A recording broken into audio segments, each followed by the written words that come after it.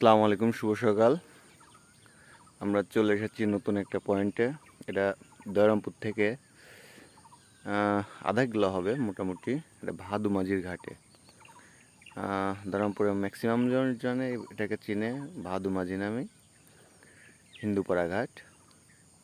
এই পয়েন্টটাতে কখনোই ভালো মাছ পাওয়া যায় না। একবার শুধু পাওয়া গেছিলো সেই 2018 সালে। এরপর থেকে ভালো মাছ আশা করা যায় না। তবে মাছের নড়াচড়া মোটামুটি, কিছুটা মাছ দেখাও যায়। ছোটো মাঠের আবির্ভাবটা একটু বেশি। এবছরে একটা ধরা পড়ছে, সেটা হলো 11 কেজি ওজনের বোয়াল।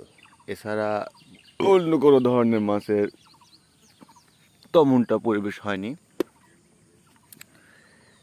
নদীতে প্রচুর পরিমাণ জাল ব্যবহার হয় তো, আর নদীর পানির কালারটাও তেমন ভালো না। জালের কারণে মাছ লড়াচড়া কম,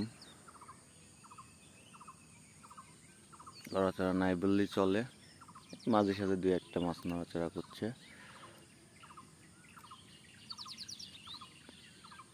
এই কি আর। তো সাথে থাকেন, দেখেন আজকে আমাদের এই পয়েন্টে কী অবস্থা দাঁড়ায়।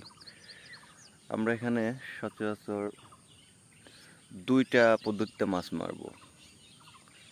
প্রথম পদ্ধতি হলো পাউরুটি আর আমলের ডিম, আর দ্বিতীয়টা ইউজ করব শুধুই চিংড়ি মাছ। কারণ ফলির ভাবটা অনেক বেশি বলতে বেস্ট পরিমাণ বেশি। ফলি মাছ ধরারই উদ্দেশ্যে আসা ছিল, কিন্তু আমার কাছে চিংড়ি নাই।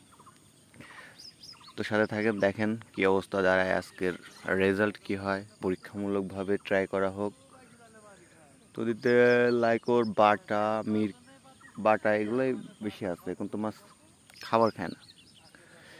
দেখা যাক, চেষ্টা করি আজকে মাছ ভিড়ে কেমন। এ দেখেন মাঝে সাঝে নড়াচড়া দিচ্ছে, আপনারা দেখতে পাচ্ছেন নাকি জানি না। এই যে এগুলা মোটামুটি আপনার লাইকোর অথবা ফলি এগুলাই হবে।